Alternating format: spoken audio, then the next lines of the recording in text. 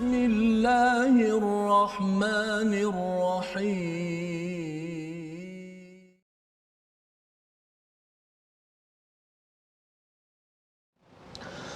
أعوذ بالله من الشيطان الرجيم. بسم الله الرحمن الرحيم. الحمد لله رب العالمين الرحمن الرحيم مالك يوم الدين إياك نعبد وإياك نستعين اهدنا الصراط المستقيم صراط الذين أنعمت عليهم غير المغضوب عليهم ولا الضالين.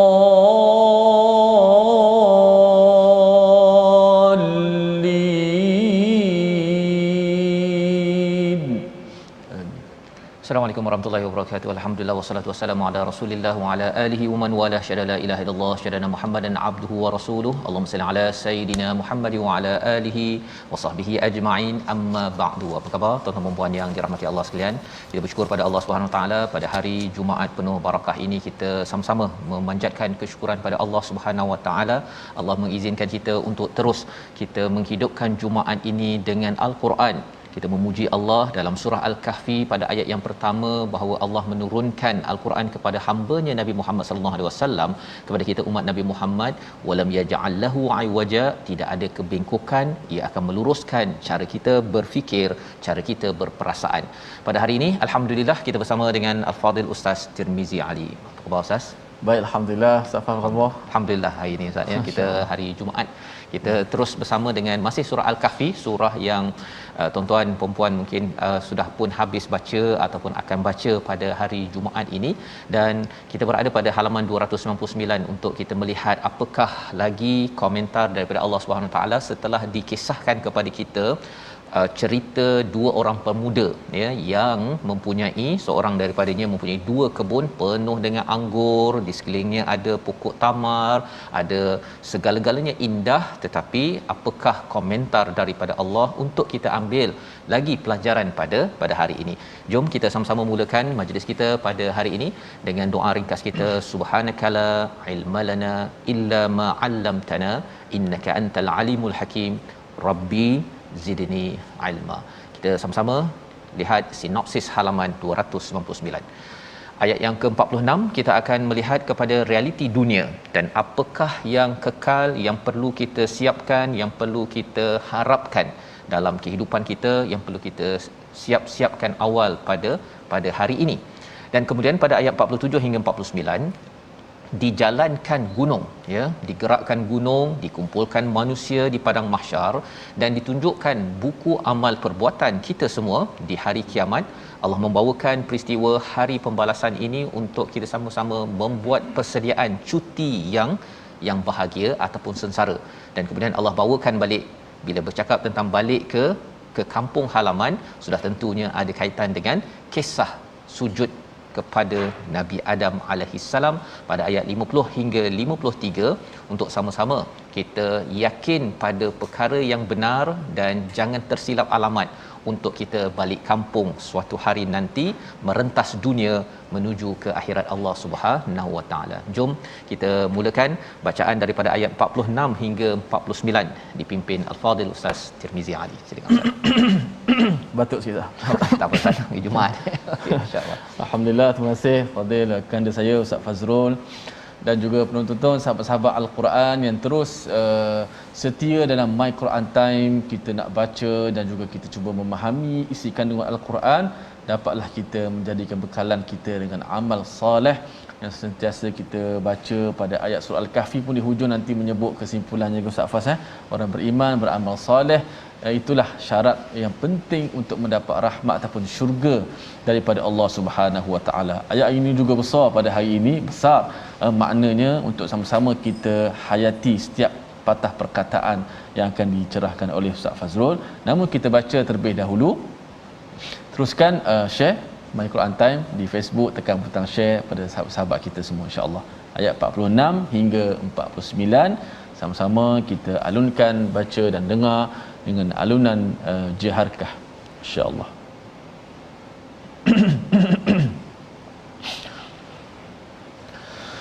أعوذ بالله من الشيطان الرجيم. المال والبنون زينة الحياة الدنيا والباقيات الصالحات خير عند ربك ثوابا وخير أملا. ويوم نسير الجبال وترى الأرض بارزة وحشرناهم فلم نغادر منهم أحدا وعرضوا على ربك صفا لقد جئتمونا كما خلقناكم أول مرة بل زعمتم أن لن نجعل لكم موعدا.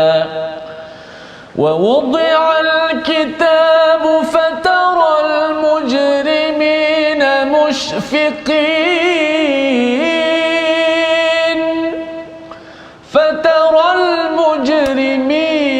مشفقين مما فيه ويقولون يا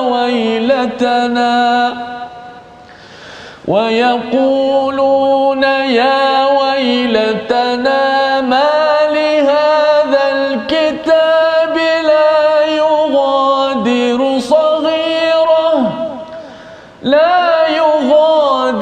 صغيرة ولا كبيرة إلا أحصاها ووجدوا ما عملوا حاضرا ولا يظلم ربك أحدا. صدق الله العظيم.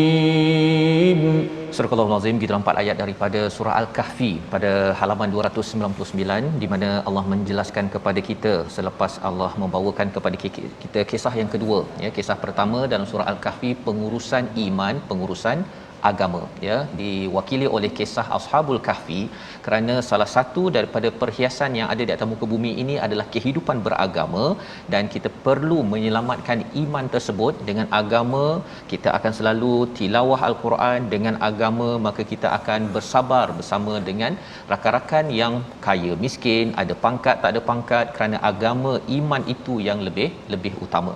Maka bila dah kita jelas agama ataupun iman itu yang menjadi neraca penting, kisah kedua bila bercakap tentang harta, Allah bawakan cabaran bila ada harta, dan nanti kita akan pergi kepada kisah ilmu. Ilmu juga boleh menjadi fitnah kepada kita di akhir zaman, di mana ia boleh menyebabkan kita makin beragama ataupun makin sombong dengan ilmu yang ada. Juga kisah tentang kuasa seperti yang disampaikan surah ataupun kisah Zulkarnain nanti kita akan hadapi ataupun kita akan ikuti. Maka ayat 46 Allah memberi kesimpulan, harta dan anak pinak adalah perhiasan. Ia adalah salah satu daripada perhiasan kehidupan di dunia ini. Maksudnya siapa dapat harta, siapa dapat anak, maka ia hanyalah kehidupan untuk kehidupan di sini sahaja. Perhiasan cantik, bila ada perhiasan-perhiasan ini. Bila tak ada, mungkin kita rasa macam tak lengkap, ya, macam tak lengkap bila tidak ada anak ataupun harta tak berapa banyak. Tapi Allah ceritakan ia perhiasan, ianya adalah perhiasan kehidupan di dunia, tetapi ia tidak kekal. Ia tidak kekal. Wal baqiyatus salihat, Allah beritahu jelas-jelas kepada kita jangan tertipu dengan materialism. Ya, apa maksud materialism? Iaitu ideologi yang utama adalah material ataupun dunia, ya, dunia ini sendiri. Padahal dunia itu daripada perkataan dana, iaitu sesuatu yang rendah. Allah tak memandang kepada dunia. Ada anak tak ada anak bukan lambang kemuliaan. Ada harta tak ada harta bukan lambang kemuliaan. Itu adalah kurniaan daripada Allah. Tetapi yang Allah ingin lihat kepada kita, wal baqiyatus salihat, yang kekal adalah amal soleh, ya, itu lebih baik di sisi Allah, dan juga ganjarannya itu dan juga itu adalah harapan kita yang lebih diberi perhatian. Jadi kita boleh berangan-angan, kita boleh merancang-rancang. Yang perlu kita isi pada hari Jumaat ini dan pada hari-hari seterusnya ialah bagaimana nak membanyakkan amal soleh. Itu yang perlu kita rancang. Kalau kita ada harta, macam mana kita nak tukar harta itu menjadi amal soleh? Hari ini adalah hari untuk kita derma banyak-banyak. Itu rancang untuk as-solihat ataupun wal baqiyatus solihat sebagai legacy yang akan kita dapat di sisi Allah ganjarannya yang lebih baik, dan juga kita akan dapat ini, Allah kata wa khairun amala, harapan yang lebih baik, angan-angan, cita-cita. Kerana apa? Kerana untungnya banyak. Untungnya banyak, Ustaz, ya. Bila dah ada orang ada duit, dia rancang nak melabur, nak dapat lebih banyak lagi untung di dunia. Itu sebenarnya tidak semestinya untung. Kalau orang melabur dalam saham contohnya, Ustaz, ya, dalam cryptocurrency ke macam-macam lah sekarang ni ada orang melabur kan. Jadi ada masa untung, ada masa rugi. Tetapi kalau katakan melabur menuju kepada wal baqiyatus salihat, confirm, ya, khairun inda rabbik thawaba, iaitu confirm sudah tentu ia adalah untung, ya, ia adalah amat untung. Jadi ini adalah ayat yang ke-46 untuk kita sama-sama beri perhatian. Dan pada ayat 47 Allah menyatakan, dan ingatlah pada hari ketika kami menerbangkan gunung ganang dan engkau akan melihat bumi itu rata, dan kami kumpulkan mereka seluruh manusia, dan kami tidak akan tinggalkan seorang pun daripada mereka. Daripada dunia Allah bawakan ke akhirat, ya, transisi kepada akhirat. Hari akhirat ini penting kerana orang yang materialism, ya, surah Al-Kahfi ini salah satu daripada fokusnya membantras kepada fahaman keduniaan, materialism itu sendiri. Iaitu apa? Orang ini tidak percaya pada hari akhirat. Ataupun kalau hari akhirat pun dipercaya, dia rasakan bahawa dia akan tetap jadi VIP di sisi Allah Subhanahu Wa Taala tanpa dia berbuat amal soleh. Dia sombong, dia mengumpulkan lagi, dia rasa bahawa untung dia dekat dunia ini adalah tanda bahawa Allah sayang dan dia akan untung di akhirat. Walaupun itu tidak benar, tidak betul, ya. Sebenarnya orang ada dapat anak ke, dapat banyak harta di sini, tidak ada kaitan langsung pun dengan kemuliaannya di akhirat nanti. Itu kena jelas. Kita kena jelas betul-betul, sehingga kan Allah mengatakan pada hari tersebut, hari di mana jibal akan digerakkan, dia akan bergerak. Maksudnya dia akan digerakkan dan akhirnya akan menjadi debu, ya. Wa taral arda barizah, ya, iaitu bumi ini akan diratakan. Itu istilahnya padang mahsyar, Ustaz, ya. Bila diratakan, semua orang berkumpul, wa hasyarnahum, dihalau, ya, dihalau, dikumpulkan, falam nughadir minhum ahada, tak ada seorang pun yang akan terlepas, tak ada orang terlepas. Pasal ada yang kata bahawa kalau katakan saya banyak harta, saya boleh bina bangunan, saya boleh bina kubu, ya, untuk saya lepas daripada dipanggil oleh Allah Subhanahu Taala. Ada orang jenis yang begini, nak bina rumah kat bawah bumi lah apa sebagainya, padahal bumi dah rata dah, tak ada lagi dah orang boleh berada bawah bumi, atas langit, semua tak boleh, ya. Wa'uridu, ayat 48, dan mereka akan dibawa ke hadapan Tuhan dengan berbaris, lalu Allah berfirman, sesungguhnya kamu datang kepada kami sebagaimana kami menciptakan kamu pada pertama kali, bahkan kamu menyangka bahawa kami tidak akan menetapkan bagi kamu bangkit untuk memenuhi perjanjian. Ini adalah satu komentar lagi daripada Allah Subhanahu Wa Taala. Semua akan dikembalikan, safwan, ya, bersaf-saf dan kita kena ingat kita berada di saf mana. Itu yang kita amat bimbang sebenarnya. Kalau kita selama di dunia ini selalu berada di pemimpin kita itu adalah pemimpin yang bawa pada takwa, baca Quran, mengikut al-Quran, sembahyang pun di belakang imam yang menuju pada Allah, maka kita akan berada di saf begitu. Tetapi cuba bayangkan kalau selama ini pagi, petang, siang, malam merujuk pada pemimpin yang tidak pun baca Quran, yang tidak pun kisah yang penting saham saya naik banyak mana kereta saya, rumah saya, pangkat saya, itu sahaja yang di WhatsApp pada setiap hari untuk memastikan lebih kaya, maka kita akan berada di dalam saf orang-orang yang sebegitu, yang amat mengerikan apabila Allah mengatakan laqad jitumuna, didatangkan kama khalaqnakum awwala marrah, seperti kamu diciptakan pada pertama kali. Tak ada pakaian, Ustaz. Allah. Ya, tak ada apa-apa, tak ada pangkat, tak ada nak sombong, dah tak ada dah. Harta tak ada, anak tak ada. Allah suruh kita fikir betul-betul. Kalau dah jadi begini, apa jadi? Ya, bal za'amtum, kamu yakin allan naj'alakum mau'ida. Padahal kamu sebenarnya yakin bahawa tidak akan kami jadikan bagi kamu perjanjian. Maksudnya kami tak ada kami tidak akan menetapkan bagi kamu waktu perjanjian. Kita okey, kan, sampai sana nanti habis. Tak ada. Ya, padahal sebenarnya kita akan ditanya kembali. Allah sayang kepada kita, Ustaz, ya. Dalam ayat ini maksudnya Allah beritahu awal-awal apa yang akan berlaku. Macam mak lah, ya. Mak beritahu kamu jangan main tepi longkang, kan? Jangan main tepi sungai, kan? Kalau nak main elok-elok pasal takut nanti termasuk dalam sungai, lemas. Mak yang sayang beritahu risiko. Bukan mak membebel. Mak kerana sayanglah mak bercakap perkara begitu. Allah beritahu perkara ayat 48 ini agar kita terjauh daripada rugi. Kerana pada waktu itu apa yang berlaku ketika kita bertemu dengan Allah Subhanahu Wa Taala, ayat 49 Allah menceritakan tentang hakikat al-kitab, ya. Apa maksud al-kitab? Adakah Quran? Bukan. Al-kitab di sini maksudnya buku catatan bagi setiap daripada kita. Jom kita baca ayat 49 sekali lagi untuk kita memahami dan juga kita memastikan, ya. Kalau orang banyak kira-kira pasal saham di sini, salah ke? Taklah salah, Ustaz, ya. Tapi kalau katakan kira saham pagi petang, nak tidur pun saham, nak kaya, nak pangkat, apa sebagainya, khuatir kita terlupa untuk kira apa bekalan saya ke akhirat. Tapi kalau kita banyak kira-kira hari ni saya solat berapa, saya baca Quran berapa, saya dah derma berapa, kalau itu yang kita buat, kita perhatikan ayat 49 kesannya kepada kita suatu hari nanti. Silakan, Ustaz. Baik, masya-Allah. Ustaz Fah sebut Allah beritahu awal-awal risiko kalau mak sayang anak dia beritahu. Allah Subhanahu Wa Taala lebih memang mahal menyayangi kita semua, beritahu risiko-risiko supaya kita mengurus risiko tersebut. Kerana jangan sampai bila dah berlaku kemalangan, kita nak mengurus kemalangan manusia sama manusia, okey.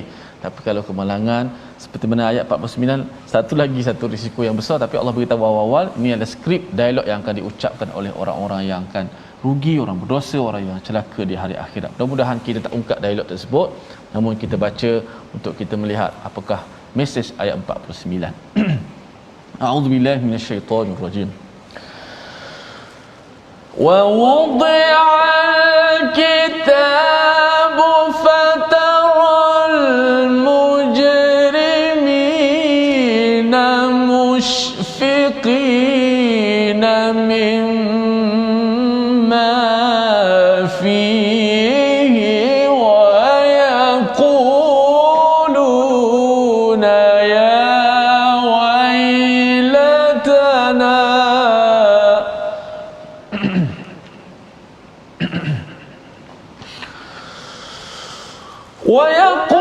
ويقولون يا ويلتنا ما لهذا الكتاب لا يغادر صغيرة ولا كبيرة إلا أحصاها ووجدوا ما عملوا حاضرا ولا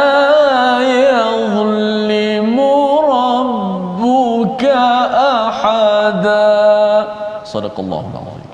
Surah Al-Azim ayat 49, dan diletakkan kitab catatan amalan, lalu engkau akan melihat orang yang berdosa al-mujrimun merasa ketakutan, musyfiqin terhadap apa yang tertulis di dalamnya, dan mereka berkata, betapa celakanya kami, kitab apakah ini tidak ada yang tertinggal, yang kecil dan yang besar, melainkan tercatat semuanya, dan mereka mendapati semua yang telah mereka lakukan tertulis, dan Tuhanmu tidak menzalimi.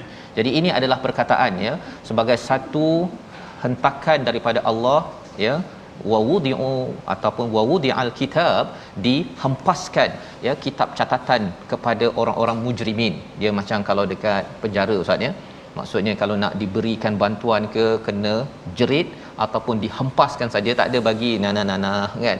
Dia kalau nak bagi tuala kalau nah bagi begitu sahaja. Kerana apa? Kerana ini adalah kepada penjenayah al-mujrimun ataupun al-mujrimin dalam ayat ini. Perasaan mereka apa? Musyfiqin. Mereka berkeluh kesah, mereka merasa ketakutan di akhirat nanti, kerana di dunia ini mereka tak rasa takut. Mereka tak rasa takut, mereka buat kacau, mereka buat bising, mereka kacau pada orang lain, maka kerana mereka kacau di sana mereka akan dikacau ya. Tetapi kalau kita rasa bimbang, kalau dalam surah At-Tur ayat 26 bercakap tentang kita ni rasa macam kita dah waktu semayang lah, rasa macam bimbang kan, kena baca Quran lah.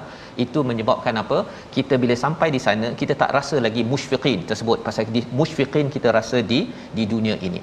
Maka inilah yang kita ingin lihat bersama apabila dinyatakan oleh orang-orang mujrimin ini, ya wailatana ya, celaka kami malihadzal kitab, tidak ada satu pun, mengapa dalam kitab ini, apa masalahnya kan? Kitab ini semuanya ada, yang kecil yang besar, saya menipu, saya bercakap ketika orang baca Quran, saya buat bising, saya kacau orang, semua ada, mengapa ni kan, what's wrong kan kalau bahasa Inggeris ni ustaz ya. Nak ceritanya adalah orang-orang penjenayah ataupun musyfiqin ini ataupun mujrimin ini, dia rasa amat takut kerana semuanya terbongkar. Di dunia mungkin kalau orang bersalah, dia pergi mahkamah ustaz ya, dia ada kes 40 ke 46 ke, dia pergi pengaruh orang tertentu, akhirnya satu kes diketepikan, kemudian yang satu lagi disembunyikan, yang satu lagi ditangguhkan. Boleh dia buat begitu, tetapi no way man. Okay, sampai di akhirat nanti, wa wajadu ma amilu hadira, apa sahaja yang dia pernah buat, amilu, what you did last dunia, okey, hadir ya, akan muncul, wala yadhlimu rabbuka ahada, tak boleh lepas walaupun sedikit. Membawa pada perkataan pilihan kita pada hari ini, amala, iaitu perkataan yang kita jumpa, kita bertemu pada ayat 46, mengharap, angan-angan, cita-cita. Ini adalah cita-cita yang Allah angkat puji di dalam surah Al-Kahfi, kerana jomlah kita merancang, jomlah kita mengharapkan bahawa kita dapat untung yang banyak. Di mana apabila kita melakukan amal soleh di sini, maka untungnya berganda-ganda sampai di akhirat sana, dan amalan ataupun harapan itu adalah harapan yang dibenarkan oleh Allah Subhanahu Wa Taala, agar jangan kita banyak tulun amal ataupun panjang angan-angan untuk berada di atas muka bumi ini sahaja. Kita berhenti sebentar, kita kembali My Quran Time, baca faham amal insya-Allah.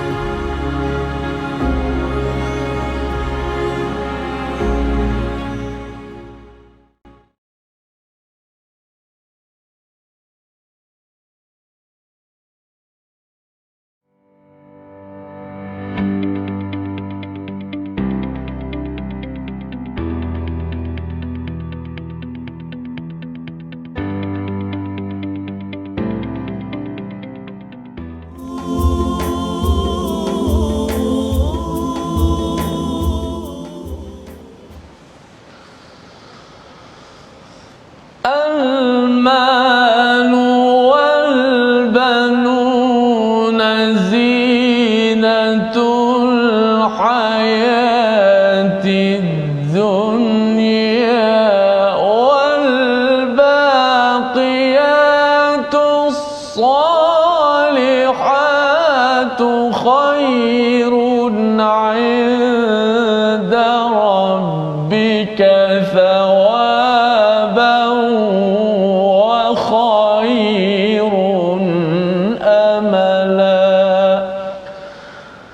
Harta dan anak-anak adalah perhiasan kehidupan dunia, tetapi amal-amal saleh yang berterusan itulah yang lebih baik, yang menjadi pahala di sisi Tuhanmu, serta lebih baik untuk menjadi harapan. Khairun amala. Harapan inilah cita-cita kita, bukan sekadar untuk kita nak meraih syurga, tetapi mestilah disusuli dengan amalan-amalan. Jangan seperti mana kata Ustaz Faz, panjang angan-angan saja kita berangan mendapat tempat yang terbaik di sisi Allah, tapi kita tidak melakukan pekerjaan untuk tujuan tersebut. Mudah-mudahan kita semua Allah catatkan buku amalan kita. Kita tak mengungkapkan skrip orang-orang yang berdosa seperti tadi, kecil dan besar semua ada noted. Semua tercatat belaka. Tak boleh tipu. Sebab tu nak beritahu Allah tak zalim. Manusia cukup mencatat, Allah juga ada buku amalannya. Mudah-mudahan kita dapat catatan amalan sebelah kanan dan kita menjadi orang-orang yang berjaya, insya-Allah. Amin. Baik, sedikit tajwid sebelum kita meneruskan. Tajuk hari ini berkenaan dengan kesalahan yang biasa berlaku pada maksilah. Maksilah ada dua, maksilah qasirah. Semalam kita bicarakan, hari ini maksilah tawilah. Kita lihat apakah kesalahan pada maksilah tawilah yang boleh dan juga biasa berlaku.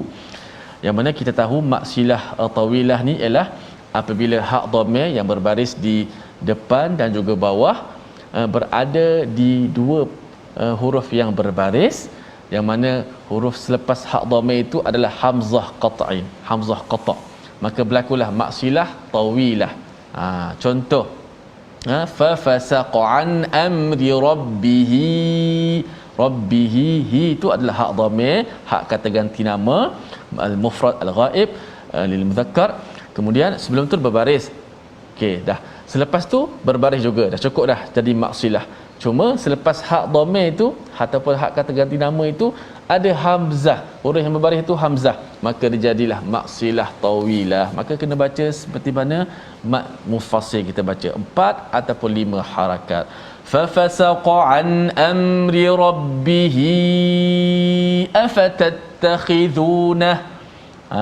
Contoh kedua, afatat. Dalam ayat akan kita baca nanti, ayat ke-50 nanti. Selepas ni kita akan teruskan ayat separuh masa yang kedua. Ada dua lebih kurang maksilah tawilah. Kemudian afatattakhidunahu wa dhurriyyatahu awliya. Huruf hak dhamir yang berada di antara dua huruf yang berbaris. Sebelumnya ta, tak kisahlah huruf apa, sebelumnya huruf ta, dan selepasnya huruf berbaris, dan mesti hamzah untuk melayakkan, untuk menjadi syarat bahawa ia adalah maksilah tawilah. Tawilah tu nisbah kepada panjang lah, ataupun juga disebut maksilah kubra. Silatun kubra. Jangan peliklah kau dengar, biasa dengar maksilah tawilah, dalam kitab ni sebut maksilah kubra pula ustaz. Sama aja, itu istilah saja berbeza, hukum yang sama. Wallahu a'lam. Baik, terima kasih diucapkan pada Ustaz Tirmizi. Maksilah tawilah ataupun maksilah kubra ke al-kubra? Kubra saja ya. Jadi itu panduan untuk kita jangan keliru kalau perkataan itu kita keluar Ustaz kan. Dengar sama je sebenarnya. Yang penting ialah bacaan yang panjang tersebut ya, yang besar tersebut. Dan alhamdulillah kita sudah pun melihat membaca ayat sehingga ayat 49 bila Ustaz ulang balik al-mal wal banun Ustaz ya. Banun tu tak semestinya anak-anak saja. Dia sebenarnya bani, iaitu pekerja, follower ya, pengikut. Jadi itu sebabnya lebih kalau luas lagi Ustaz lebih luas ya. Dia kalau walid dan juga walidah itu dia merujuk pada anak kandung ya. Tapi kalau al-banun ini kita punya bani ataupun kita punya staff lebih kan besar. Lebih besar lagi. Itu sebabnya ada orang berbangga kan kalau ditanya staff berapa orang, 5 orang ya. Staff berapa orang? Saya baru 1000 orang, nak tambah lagi. Itu juga salah satu daripada kaedah membangga yang Allah kata itu tak ada apa-apa pun sebenarnya. 1000 ke 1 ke tak ada staff, jadi staff pun it's okay. Yang pentingnya ketika jadi staff, adakah tambah amal soleh Ustaz ya. Ketika jadi bos, adakah dia tidak menekan kepada orang bawah, pasal sebenarnya semua itu akan dicatat ya, kecil besar apa yang berlaku kepada orang miskin di Hulu Tembeling ataupun yang berlaku di mana sahaja di negara ini ataupun di mana-mana negara, pemimpin yang ada banyak banun akan dipersoalkan nanti di akhirat nanti. Jadi agar kita tidak lupa daerah yang kita akan rentas, semua orang akan rentas, dapat rentas negeri ke tidak, tapi semua orang akan rentas ke tempat ini, namanya akhirat. Allah bawakan perspektif kisah kita Nabi Adam bersama Iblis pada ayat 50, kita baca sehingga ayat 53. Silakan Ustaz.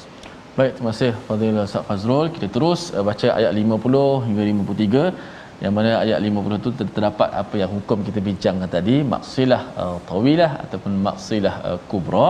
Sama kita sempurnakan. Cuma kalau kita wakaf dia tak jadilah, tak ada bacaan panjang, maka dimatikan hak itu, dimatikan, disukunkan hak itu lah. Okey. Baik.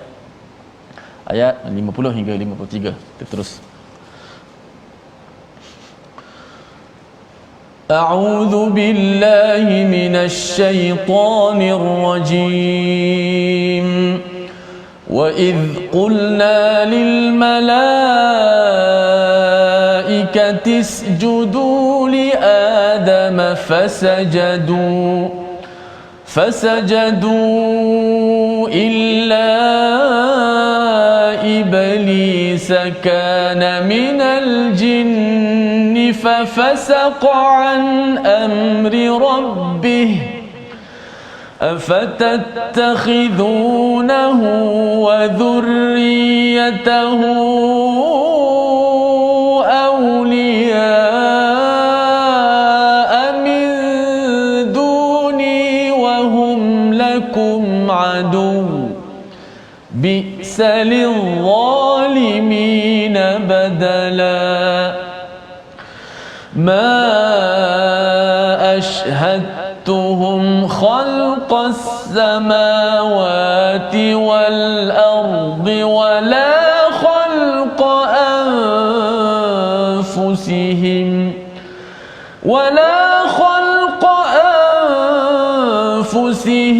وما كنت متخذ المضلين عضدا ويوم يقول نادوا شركائي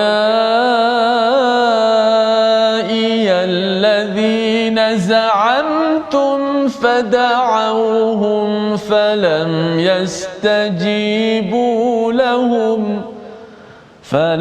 يستجيبوا لهم وجعلنا بينهم موبقا ورأى المجرمون النار فظنوا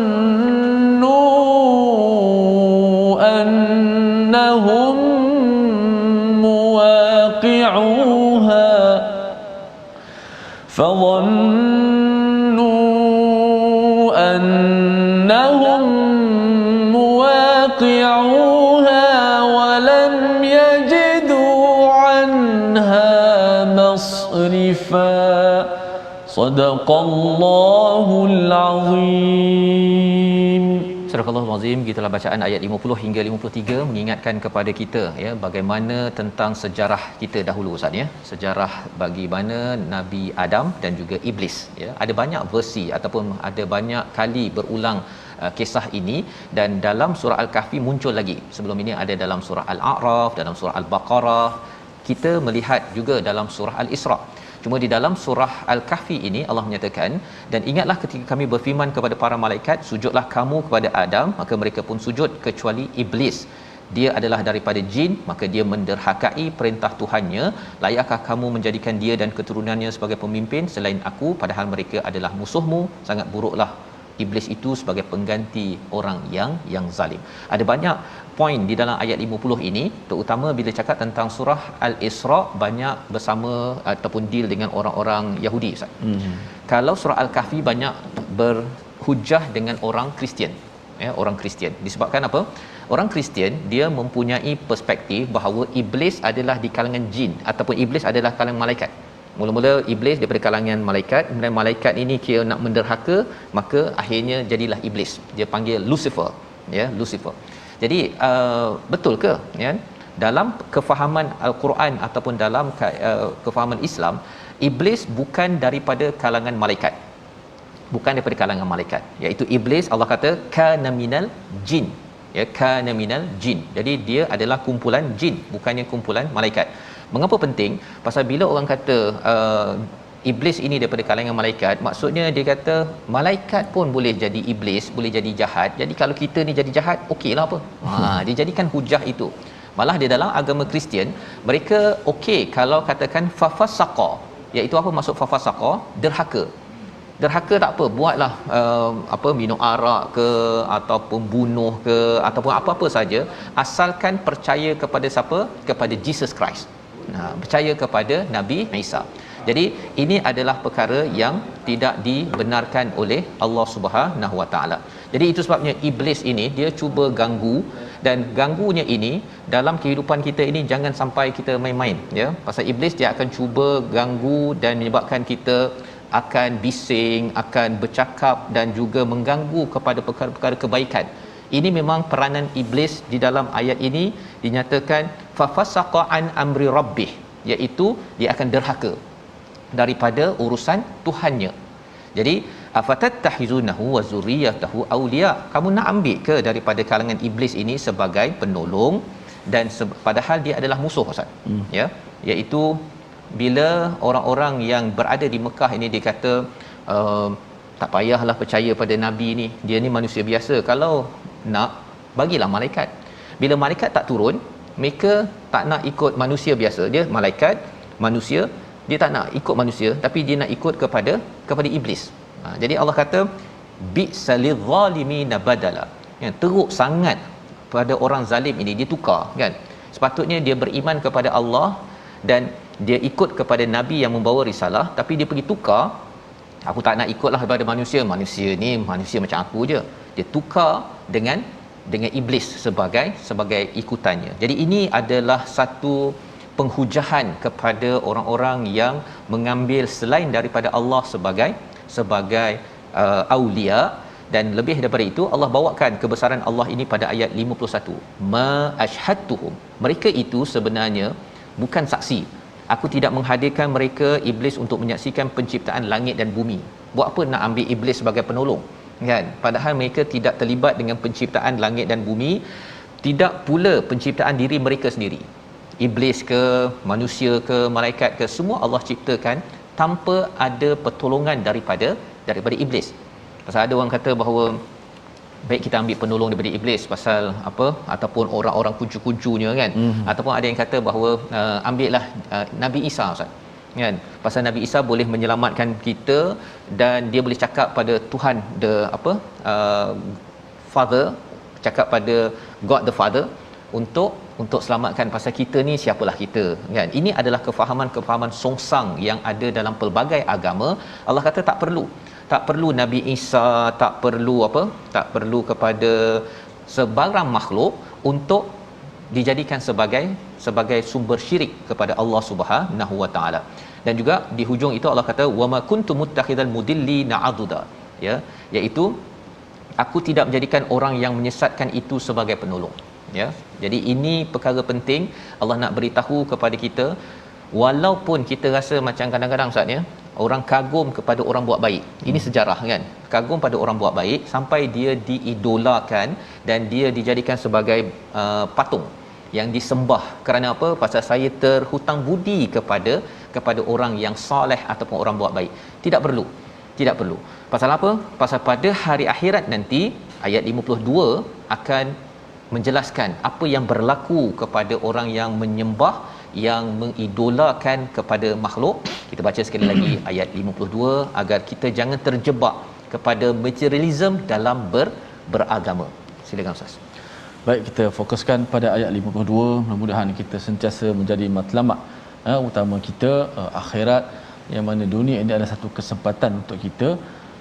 Kesempatan dunia ini adalah satu kesempatan, janganlah kita menghabiskan sia-siakannya dengan maksiat dan perkara yang sia-sia. A'udzubillahi minasyaitonirrajim. Wa yawma yaqulu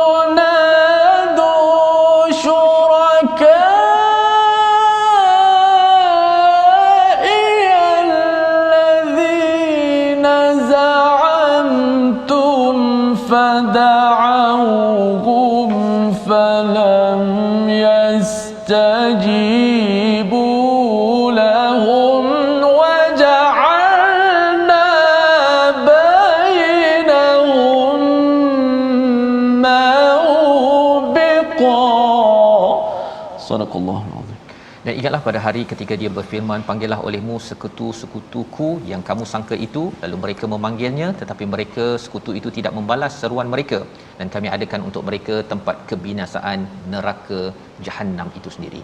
Jadi ini adalah panduan untuk kita bagaimana kalau katakan kita beribadah ataupun beragama, jangan sampai kita mendewa-dewakan sesama makhluk.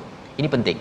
Pasal Allah menyatakan pada hari itu yaqulu nadu syuraka iyalladzina za'amtum, akan diminta untuk panggillah kan, siapa yang kamu nak panggil, yang kamu dewa-dewakan dahulu itu, panggillah dia ya, yang kamu rasa dia akan membantu kamu, akan menyelamat kamu, the savior, penyelamat ya, yang kamu minta dikubur ataupun kamu rasakan bahawa saya mesti pertahankan makhluk ini, padahal sebenarnya fada'ahum, bila kamu panggil falam yastajibu, mereka tidak akan jawab walaupun sikit. Istilah di sini ustaz ya, bukan falam yajibu tapi falam yastajibu, sedikit pun mereka tidak akan jawab lahum kepada mereka. Waja'alna bainahum mawbiqa, dan dijadikan pada mereka itu tempat kebinasaan, disebabkan kerana beragama pun dimaterialismkan. Ya, maksudnya kita kena jaga-jaga agama di akhir zaman ini, ia akan mempunyai fitnah-fitnah, ancaman, dan salah satunya ialah kita mengaitkan amalan agama kita itu dengan orang, bukan dengan kebenaran daripada al-Quran ataupun daripada sunnah Nabi sallallahu alaihi wasallam. Jadi pada ayat 53 Allah menyatakan lagi ya, wara'al mujrimun, pada orang yang berdosa yang melihat neraka, lalu mereka menyangka bahawa mereka akan jatuh ke dalamnya dan mereka tidak menemukan tempat keluar daripadanya. Ini adalah kefahaman bagi orang-orang yang penjenayah ataupun orang-orang yang berdosa. Di dunia dia rasakan bahawa boleh kot saya keluar kan, kita ada harta, kita ada pengikut, kita ni okey kot, Allah suka dengan kita. Tetapi Allah kata bila dah sampai ke sana, mereka kata muwaqi'uha walam yajidu anha masrifa, tak ada jalan keluar dah. Pasal apa? Pasal di dunia dia sudah pun menggunakan segala perkara jalan keluar, kreativiti dia untuk menidakkan kepada Allah Subhanahu Wa Taala. Jadi bila dia rasakan dia boleh buat macam-macam, dia tidak terkesan dengan al-Quran, maka di akhirat nanti mereka habis jam segala kreativiti. Itu memberi panduan kepada kita, gunakan kreativiti kita untuk berbuat amal soleh, bukannya untuk kreatif melanggar ataupun untuk menjauhkan diri daripada Allah Subhanahu Wa Taala. Membawa pada resolusi halaman 299, kita sama-sama saksikan. Iaitu yang pertama, kita rancang dan jadikan harta, anak, pengikut kita sebagai pelaburan ke akhirat. Jangan kita sekadar berbangga dengan harta dan pengikut kita. Yang pertama. Yang kedua, buat persediaan untuk ke akhirat sana.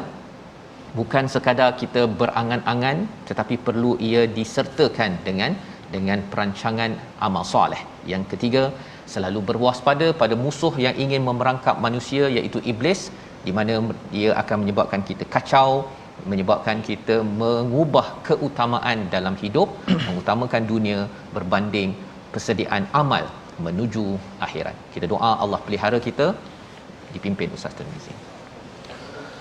Bismillahirrahmanirrahim. Alhamdulillah wassalatu wassalamu ala Rasulillah. Ya Allah, ya Tuhan kami, kurniakanlah kepada kami rezeki yang halal dan lagi baik, anak-anak yang keberkatan ya Allah. Mengalihkanlah keberkatan dalam harta-harta kami dan juga anak-anak yang Kau anugerahkan kepada kami ya Allah. Ya Allah, janganlah Kau jadikan mereka ini sebagai musuh kami ya Allah, penyebab kami terjerumus ke lembah kemaksiatan yang mengundangkan kemurkaan-Mu ya Allah. Ya Allah, jauhkanlah kami, selamatkanlah kami daripada bisikan musuh, daripada gangguan musuh dan bisikan syaitan ya Allah. Ya Allah, kurniakanlah kepada kami catatan amalan daripada sebelah kanan ya Allah. Ya Allah, berikanlah kebaikan kepada kami hari akhir ya Allah. Padamkanlah segala salah silap kami ya Allah. Padamkanlah daripada buku catatan amalan kami amalan-amalan yang buruk ya Allah. Ya Allah, kekalkanlah dan terimalah akan amalan-amalan soleh ini ya Allah. Ampunkanlah dosa kami, terimakanlah akan taubat kami ya Allah. Amin, amin, amin ya rabbal alamin.